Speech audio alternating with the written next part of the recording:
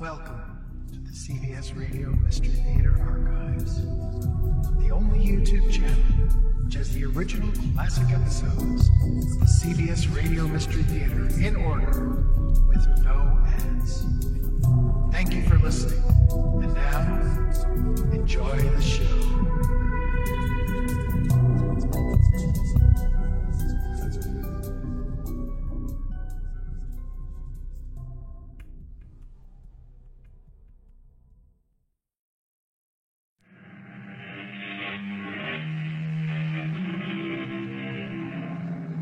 Welcome. Come in. I'm Tammy Grimes. Today, the Horatio Alger story of the young, ambitious American who works his way up from nowhere and becomes wealthy.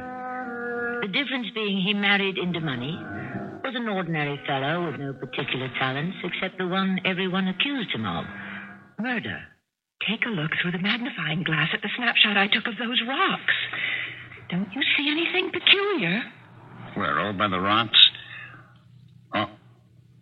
Isn't that a human hand sticking up out of them? A hand? Foster, you look. What are you two doing? Trying to drive me out of my mind? Is this your way of saying I killed Judith and hid her body in the stone quarry? Oh, I want you two to get out of this house. Get out, both of you. I don't want to see either of you clowns ever again.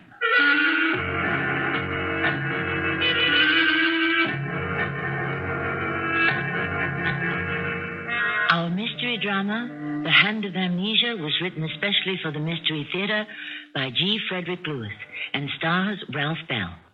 I shall return shortly with Act One.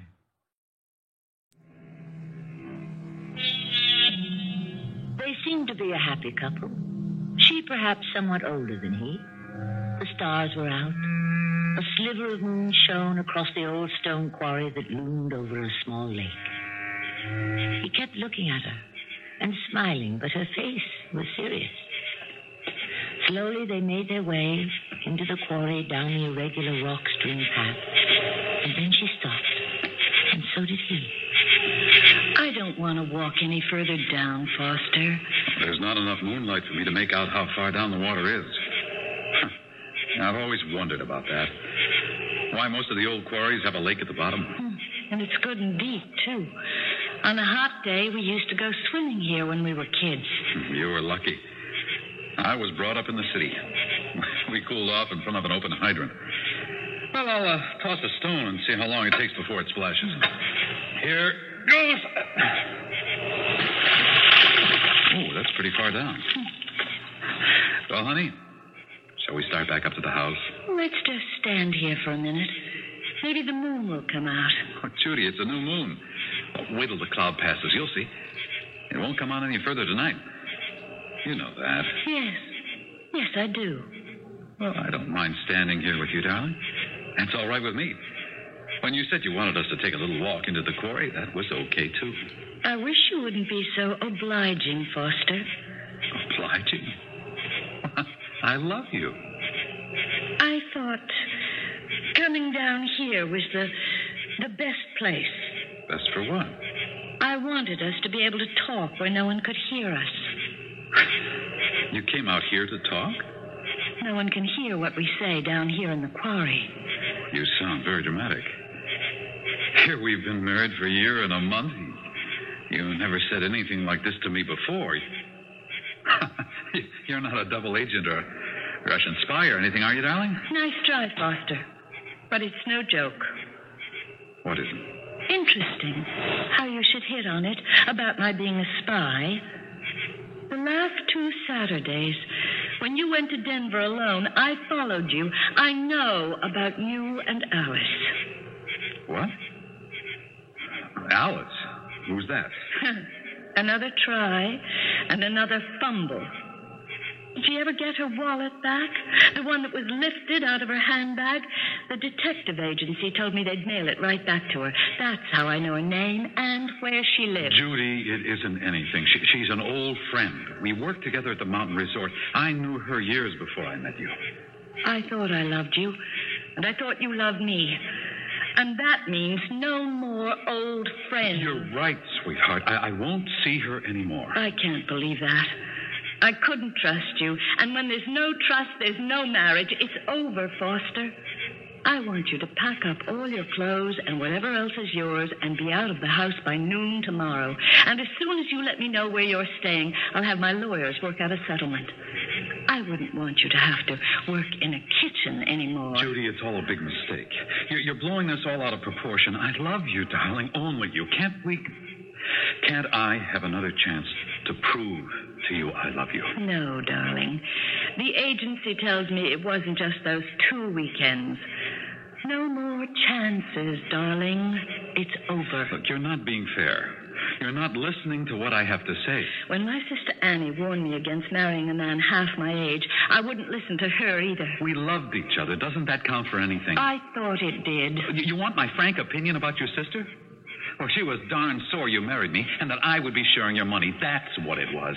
It was the money that made her say it couldn't last. Whatever the reason, Annie was right, wasn't she? Now, let's you and I behave like civilized people and walk up the path and go back to the house.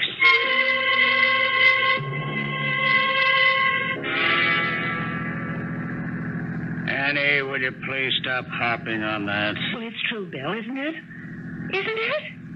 He married my sister for her money. How would Foster have known Judith had any money? He doesn't even come from around here. Well, don't you suppose it was in all the papers when Charlie died and left her a whole grocery chain? Them was big bucks. Oh. Anyway, a lot of water's passed under the bridge since then. How long's it been since Judith disappeared? Almost 4 months. It makes me so mad. I mean, the police haven't done anything, and Foster just goes on pretending she disappeared, and he has no idea where she went. Oh, Annie, cut it out, will you? The week after Judith dropped out of sight, we came down, just like we are today. We stayed at the house. Didn't you believe him? He sure acted like he loved her, missed her. He acted like it, yeah. Well, he didn't sound like a man who was lying. I'll tell you that. Remember he told us about the walk they took all around the property the last night he saw? Yes, I heard him say all that, and how he didn't feel well, and he went up to bed, and the next morning Judith was gone. Oh, boy, this car. There she goes again. Stalling, all the time stalling. I'm going to take a look at the distributor. Then, again, maybe it's the feline. I don't know. Bill, turn this way. Watch the birdie. Oh, Annie, do you have to take pictures now? Smile, Bill. Say cheese. Oh, boy, you and that camera. Before I open the hood, you make sure the clutch is in. All right, step on the starter, will you? Oh, boy. Isn't that the limit? Every time it stalls and I get out, she starts right up again. Well, anyway, I got a nice picture of you, Bill. Oh, I love to watch it developing right in front of your eyes.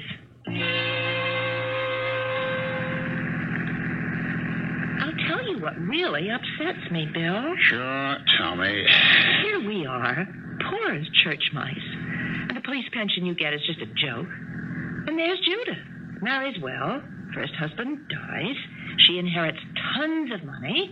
Marries a second time to some short order cook or whatever he was. And now the money's all tied up. We can't get a cent of it. And I'm her sister. I'm her only living real relative. Annie, they can't probate the will until there's proof Judith is dead. Well, I don't need proof. I know. Yes, but the law needs a corpus delicti. Besides, Foster keeps saying she's not dead. She's got amnesia. One of these days, she'll come marching through the front door. Well, of course he says that. He's not feeling any hardship. Every month, money from her trust fund goes right into their joint checking account. And he's got it all. Oh, come on, Annie. What's come over you? You didn't used to be so money hungry. No, it's not that. It's just I hate to see that undeserving gigolo get all of it, and we get none. I hope you're going to watch what you say. We've driven 500 miles to visit Foster, see how he's getting on, what's the latest about Judith.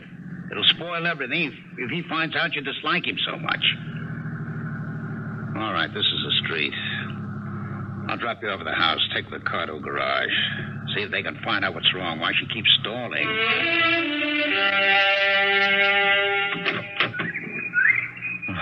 Hello, ancestor.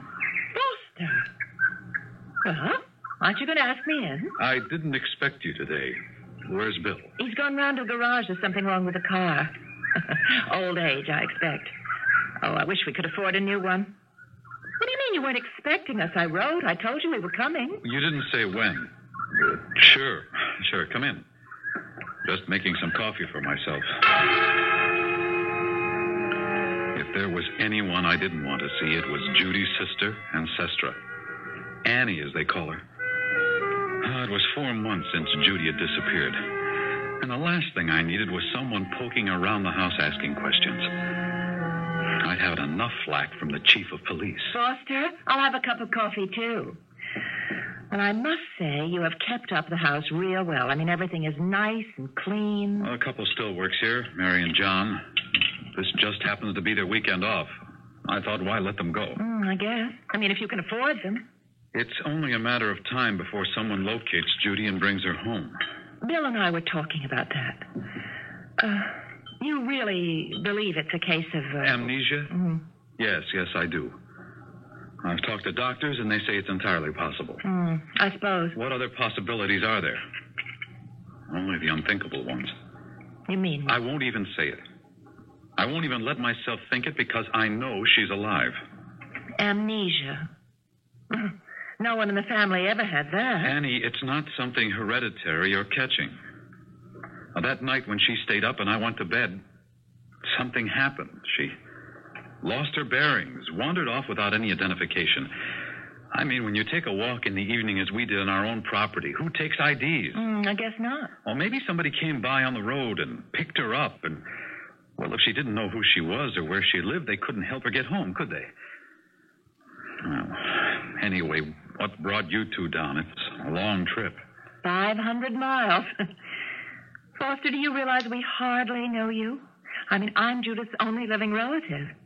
We've got to get to know each other. We're a family. All we know is one day she sent us a telegram saying something like, congratulate me.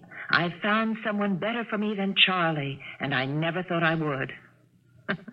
We don't even know how you two met. It was at a mountain resort where I was working. Oh, yeah, I do remember. You were a cook or something. Annie, all those cracks about Judy marrying a mere cook. Don't think I don't get the message. Because she had money left her by her first husband, you think that's what I was after. Oh, Bill, and I never thought any such thing. What's a woman doing, marrying a man half her age with not very much of anything to offer her? I loved Judy, understand? And I still love her. I just want to get that straight, okay? Oh, that's Bill. He's had the car fixed. Did I tell you? We thought we'd spend the night.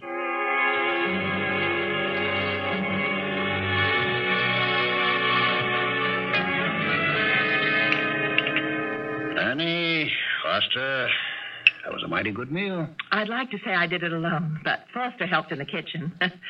After all, he's the expert. Bill, can I see you for a few minutes on the porch? Yes, you two have a nice chat. I'll clean up the dishes. Hey, that is a beautiful view of the hills you've got from here. I envy you. Bill, you two are the only people I've seen since Judy disappeared. I said you could spend the night because it's a long drive back to Cannon City. But I am sorry that I did. I'm sorry to hear that. Will you tell me why, after 4 months, you two suddenly show up? With Ancestra yammering at me, it's like rubbing salt into a wound. I'm desperate and unhappy enough as it is, thinking that somewhere Judy is wandering around not knowing who she is. I worry about how she's getting along, how she's supporting herself. Where is she? What about the police? Still not a clue. I'll go see O'Donnell tomorrow. Maybe if we put our heads together, we can help. You can help a lot by telling Annie to cool it. Ever since she got here this afternoon, cracks about my working in a kitchen, marrying Judy for her money. The only thing she hasn't come right out and said is that I killed Judy and have buried her body somewhere.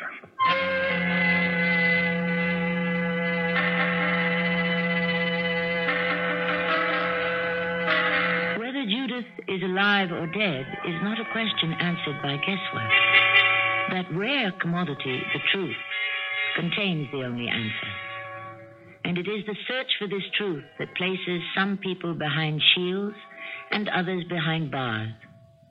We may be closer to discovery when I return shortly with Act Two.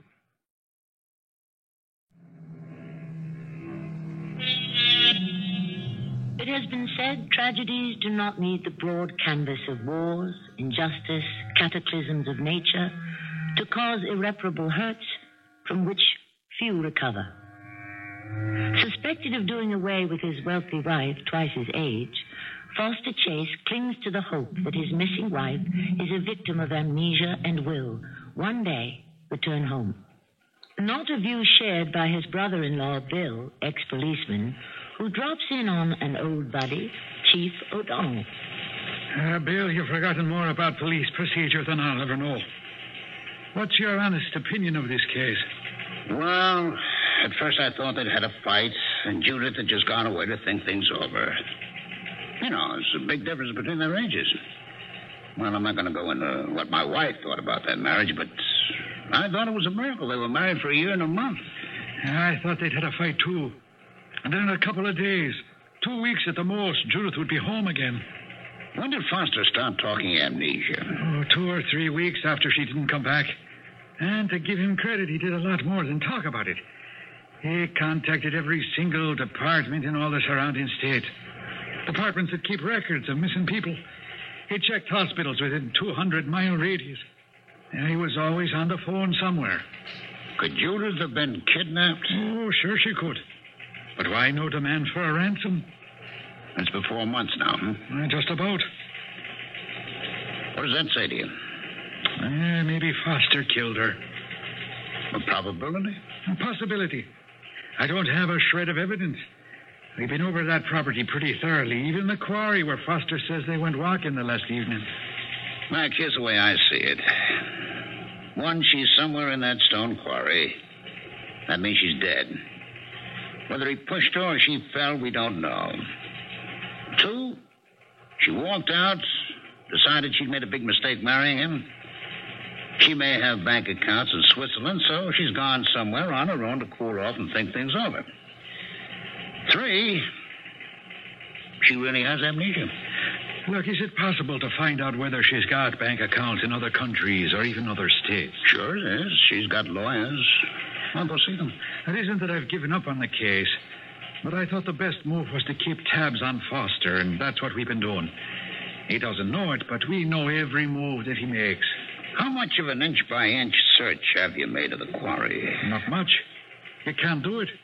There's no safe way of anyone getting around it or down inside it. The side slopes are steep. There's water at the bottom. It's like a moon crater. I wouldn't risk anyone's life exploring the place. How about a derrick and ropes or getting a mountain climber down in there? Who would pay for it? Not Foster. He is convinced his wife is alive and wandering around somewhere. Besides, every week there's another rock fall or slide. If Judith is buried somewhere in there, I don't think she'll ever be found. So tell me, how long are you staying in town? Oh, I don't know. Sort of depends on my wife. She's hanging around the house hoping that Foster will betray himself. So she doesn't believe her sister's lost her memory. She sure doesn't. Whenever Foster isn't at the house, she snoops into every room and opens every drawer. Is that what she's doing now? No. I left her downtown to do some shopping. Foster, he didn't come into town with you? No, he said he wanted to stay at the house. Had some calls to make. What did I tell you? He's always on that phone.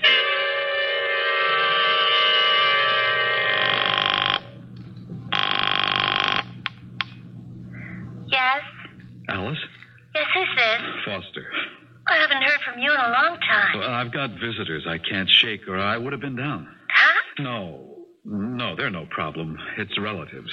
Well, you told me you were an orphan. No, hers. Oh. Well, what do they want? What do snoopers usually want? To find out something they don't know. It's Judy's sister, Ancestra. Ancestra? Is that a name? It means digging up the past. It would. Anyway, I thought I'd call to let you know why I haven't been out to Denver. I miss you. Oh, I miss you, too. But we'll be making a connection again real soon. Well, how much longer do I have to stay on hold? I can't put a date on it, and I've got to ring off real fast. The snoopers just walked in. I'll talk to you in a few days. Oh, I didn't mean to interrupt a private telephone conversation, Foster. I'm sorry. It wasn't private. Did you have a good time in town? Well, I was mostly by myself shopping. Bill went to see Mac O'Donnell at the police station. Yes, he told me that he would. They went to the police academy together. but not at the same time. Bill graduated the year Mac became a rookie. Foster, would you do me a favor? Well, I suppose so, if it's not impossible to do. Well, I've been looking at the calendar, and the heavens are in exactly the same position as they were the last time you saw Judith alive. Annie, my wife is still alive, very much alive. I want you to stop talking now. Sorry, I didn't mean that. Do you remember telling us there was a new moon the night you walked down the quarry with her? A new moon? Did I say that? Mm-hmm. And it's exactly like that tonight. And what I'm asking is, could you take Bill and me to the same place you walked with her? Inside the quarry, I mean? Tonight? Yes, it's got to be tonight. Will you? I'll think about it. What do you mean? Why not? I'll tell you why not. You nosy, interfering, foolish Wait woman. a minute. I'm No. Judith's sister. Now, you listen to me. Out there where Judy and I spent our last evening together, I can't go there. Particularly at night, in the dark, moon or no moon. But, of course, you wouldn't understand that. You're so darn convinced she's dead that I killed her, and you think that by this constant being at me that I'm going to break down and confess to heaven knows what. Well, I've got news for you, Ancestra. I haven't anything to confess. Foster, please. What you say just isn't so. Now, I'll tell you what. I'm going to cook us a nice dinner, and we'll talk all about it, quietly, over the meal. No, I am not having any dinner with you two. You can use the kitchen, do whatever you like. I am going out. And I'd appreciate it when I come home that your car is not in my driveway. Is that clear? Well, when are you coming home? Bill wants to talk to you. If he has something to say to me, he can telephone me from Cannon City. No, I think he's got an idea about something. How to find Judith. I don't really believe that. Haven't you any idea when you'll be back? I have no plans. I can't even talk to you, Annie. You don't understand anything, and a person like you never will.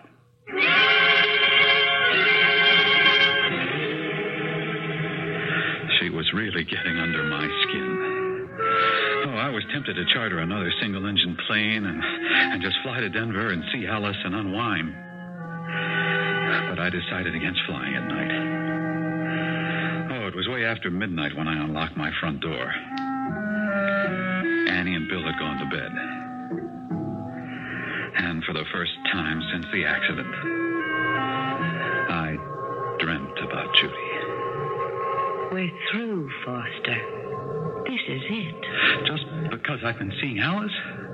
I tell you, she doesn't mean anything to me. I can't believe that. You're not being fair, Judy. I tell you, I love you. I understand the meaning of all the words you're saying, but I don't believe you. I'm old enough, Foster, and well off enough not to have to put up with this. And I'm proud, maybe too proud, but I refuse to share you with anyone else. I tell you it's over and that's it.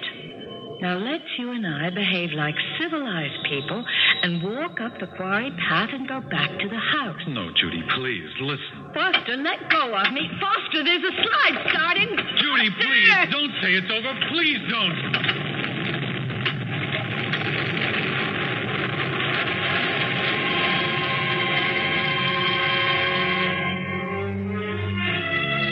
I woke up in a cold sweat. Had I been screaming out loud? Oh, the house was quiet. I tried to think back to the dream. Was that how it happened? Had I taken hold of her to convince her? Had she lost her balance and fallen? Had the rock fall swallowed her up? Because when I came to that night in the quarry, I was lying on my back with nothing but stones all around me. The path we'd come down was gone. I didn't see Judy anywhere. I didn't know how long I'd been lying there. Was it a minute? An hour? It was still dark. I called out to her. Judy? Judy! Can you hear me? Can you hear me?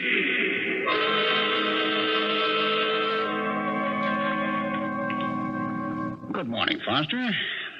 Morning, Bill. Didn't Annie tell you last night I wanted you both out of the house? Yes, she did, but I thought you and I ought to have a talk first. I've nothing to talk about. I'm tired, I had a bad night, and I'm fresh out of patience with prying females. She isn't the only one who's interested in what happened to Judith, you know. As a matter of fact, I know of a girl called Alice who's also interested. Oh. I sent Annie into town to pick up some groceries so you and I can do some quiet talking. About what? About a waitress called Alice Tui, who you are maintaining in an apartment in Denver. Oh, she's an old friend. She's 22. I wouldn't call that very old. You've seen her? No, but I talked to her on the phone late last night. Sounded like a nice kid, but I told her that she's getting herself into lots of hot water. Especially when they find Judith. What do you mean? You know, this can't go on forever. If Judy's dead, your little friend Alice will be asked a lot of questions. But I'm not even considering that Judith could be dead. I've held on to that hope for a long time, and I'm not giving it up now. Did she know about Alice? Yes, she did. Well, I'm glad you told me the truth about that. You see, about a week before this happened, Judith wrote Annie a letter. It said, "Don't be surprised if one day you open the door, you find me on your doorstep. I've reason to believe one of Foster's former girlfriends is still in his life, and I'm going to teach him a lesson. Throw a real scare into him." That doesn't mean I killed Judy, does it? You could help clear yourself if we all took a little walk around where you saw Judith last. You mean in the quarry? Do it this afternoon. Annie said something about doing it by moonlight. That's nonsense. Look, Chief O'Donnell has been over there time and again. Not you. No. No, I can't bring myself to go anywhere near the quarry. I can't. Look, you must understand that. I don't know how Chief O'Donnell will take that attitude. What difference would it make to him whether I've been back to the quarry or not? He doesn't know about Alice. So? The motive. Alice, the motive? You think O'Donnell would believe I'd do away with Judy for that girl? It's been done. You wouldn't be the first. Bill, you couldn't be more mistaken. Can't you believe me? No, I can't. Look, there is no way I could find the exact spot where we were. There have been dozens of slides since then. I'm sure the path is gone. For your sake, Foster, you told me you came to and went home and Judith never showed up. For your own peace of mind, wouldn't you like to know if she is somewhere in that quarry, even now? No, I don't want to know that. I want to go on believing she's alive and she'll come back to me. That's what I want for my peace of mind. What made it all so incredible was that I couldn't be sure what had happened. Did I push Judy that night so she stumbled and fell? Was she alive when I was hit on the head by chunks of rock from the slide? Had I already seen her dragged down the quarry by the rock slide? Yes or no? Oh, my mind refused to remember it that way.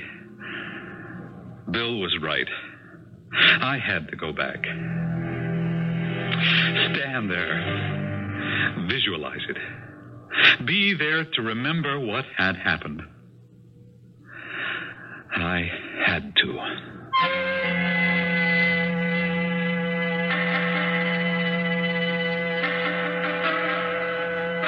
There's an interesting parallel in one of the earliest documented crimes, the slaying of Abel by his brother Cain. Had Cain not remained in that field, would the Lord have found him? What is that compulsion to remain or return? My guess is that Foster has been reluctant to return to the quarry, not because of what he'd learn about his wife, but what he might find out about himself. I shall return shortly with Act 3.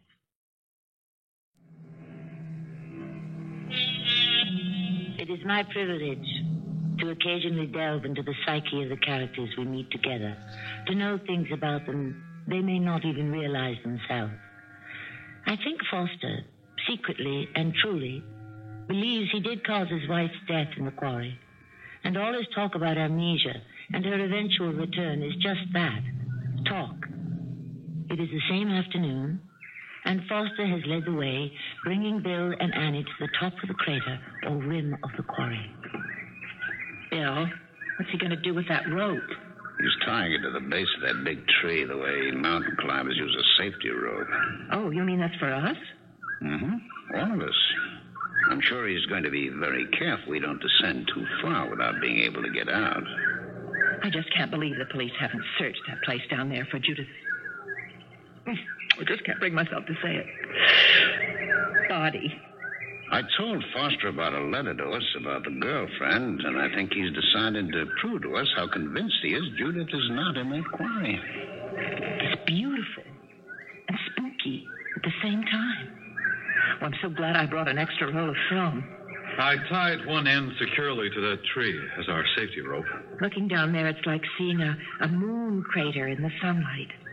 I'm so glad I brought my camera. Bill, I know you'd like me to take you as far into the crater as possible, but as you can see, the path that was there is gone. And there doesn't seem to be any other. I do know where we started from. By the tree I've tied the rope to. So we can't be far if we inch our way straight down. It may be the path opens up further down behind those boulders. I have to warn you that rock slides start for no accountable reason. At any time, day or night. Annie, I don't think you ought to risk it. No, Bill, I'm going to go down with both of you. Well, that rope tied to the tree is knotted every 10 feet. If anything should happen, we've something to hold on to. Oh, does it mean we should talk in whispers? Well, even a whisper can start a slide. As little noise as possible is best. The idea is I will lead you approximately to where Judith and I walked, where we were overtaken by a slide, and then we'll look carefully to see if anything of hers is visible. She wore a pink dress. Okay, Foster. Lead the way. We'll let ourselves down holding onto the rope. Annie, you're in the middle. I'll bring up the rear. You know what that means, Bill. If there's any trouble and we holler, you're going to have your hands full trying to haul us back up. Let's hope I don't have to. You know what they say about fools rushing in where angels fear to tread? Well, the three of us got ourselves down to almost the end of the rope. And Bill and I had a good look around.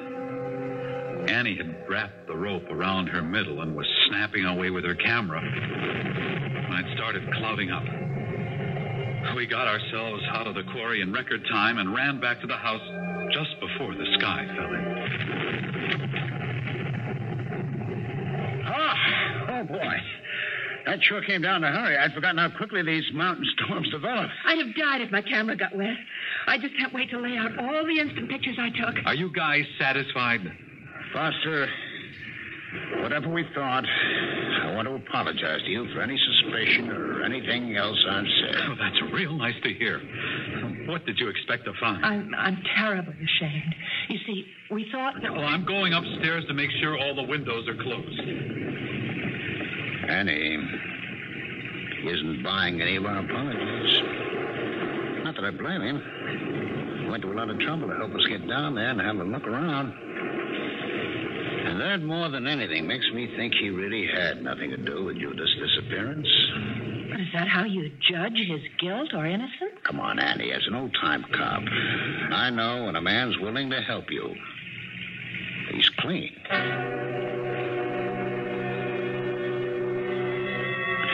We had dinner, none of us saying much to the other. After the meal, Annie started clearing the table. She wanted to show us the pictures she had taken that afternoon. The storm had stopped, but they just didn't seem to want to leave. You boys go right on talking. Don't mind me. I'm just going to get these dishes into the kitchen. The problem with Annie is she's never been able to stop giving orders. Foster, I was wondering, you think a reward might help? I've already guaranteed $50,000, and I'll raise that to $100,000 if what I learned leads me to her. Now, just let me have a little room here on the table. I'll put the pictures down, and we can have a good look. I'm really very tired. You both can stay up as late as you wish, but I am going to... Oh, don't you want to see what beautiful pictures I took? Look, there's you, Bill, hanging onto the rope for dear life. And that's you and Foster. Oh, there you are again. See? Going down. Foster's saying, I think this is where we stood that night. Bill, I don't want to see these. We can talk in the morning. Annie, let's do the pictures later, okay? No, wait. This one's pretty close to the water. What's that sort of white thing that's sticking out there? See? I didn't notice it when I was taking the pictures. Bill, let me have your pocket magnifying glass. She always does this, Foster. Needs a microscope to see everything up real close. Here it is. Here's a magnifying glass. Bill, look in that corner of the picture through the glass. Could you see that white, Doesn't that look like a human hand sticking up? No. Oh. Foster, you look, huh? That sure looks like a hand. What are you two doing? Are you trying to drive me out of my mind? Now, I want you both out of this house just as fast as you can get out. Do you hear me? Get out, both of you. I don't want to see either of you clowns ever again. It was a hand. I knew it was, and they knew it was. That this could happen after all the times the police were searching. Well, the rocks must have moved and exposed her hand. But I had to know for sure. I waited until it was very late. But they just wouldn't go. Now that there was evidence, they'd wait until morning. So when they went to bed, I took a flashlight and I went to the quarry to see for myself if Judy was still there.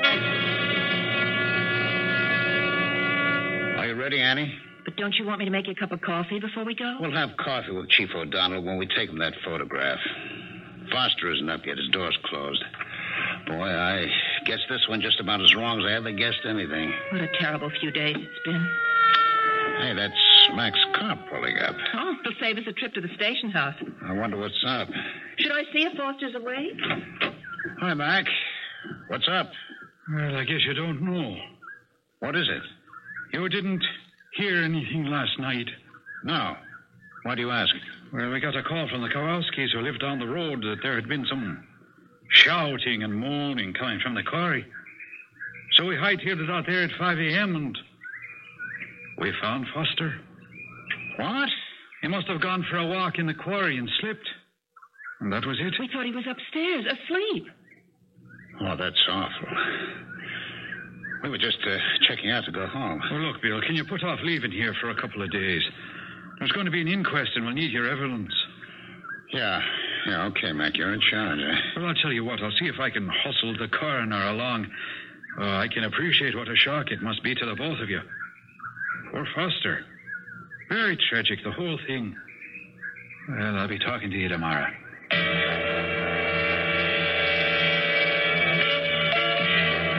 you think O'Donnell will let us go home tomorrow? I don't know, Annie. I wish you'd stop fussing. Can't you sit down with a book or the newspaper? For 3 hours you've been roaming around the house. Sit still, will you? I've been trying to get up enough nerve to tell you something. There's nothing to say, all right? It's not your fault you happened to get a picture and in it was her hand. He must have known it all along. And all that pretense of amnesia. They had a fight, he pushed her, she fell, or whatever. Why did he go back to the quarry last night? Because he knew it was her hand, that's all. Bill, it wasn't. That's what I've been trying to tell you. I have looked at that snapshot 50 times, and it isn't a hand. What do you say? It isn't. It's part of some branches of a broken white-looking tree. The rest of the tree is on the other side of the rocks. It's very clear in another snapshot I took. It was not a hand. Oh, Lord in heaven. Someone's coming in the door. Judith! Judith! Is it really you?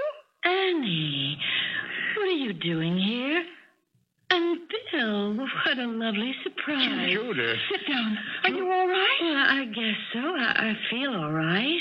Judith, Where have you been? Well, that's the funniest thing, really. I honestly can't tell you. It all seems kind of a blur. I was thinking as I walked up the driveway, maybe I'll go to a resort, rest up, improve my tennis game. It's a big responsibility, A responsibility? Yes. Well, Charlie dying and leaving me a widow with all that money. I think I ought to take it easy. Would you like me to help you up to your room? No, of course not, Annie. I'm not an invalid. I walked all the way up here from the bus stop. Now, you two just go on doing what you were doing. I'm perfectly all right. Oh, my Lord. We better get someone over from the hospital to take care of her. Just in case. She doesn't remember anything. She talks as if Charlie had just died. She doesn't know anything that happened after that. I don't know if it's awful or a blessing. My poor sister. She's been suffering from loss of memory for months. And it's what poor Foster was saying all along.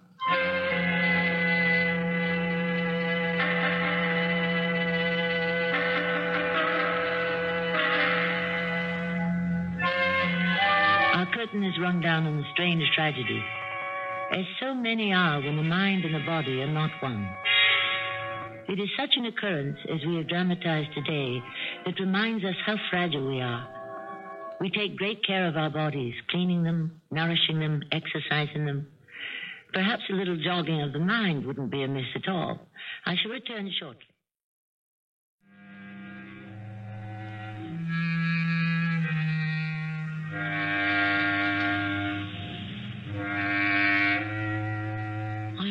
Fascinated by the small piece of our bodies that rests upon our neck and shoulders, the mind, the brain. How it can influence itself and others, how it can create happiness, how it can suffer sadness, and how, when unwell, it can turn upon itself with terrifying results. Charles Churchill, 200 years ago, wrote, "With curious art the brain, too finely wrought, preys on herself and is destroyed by thought."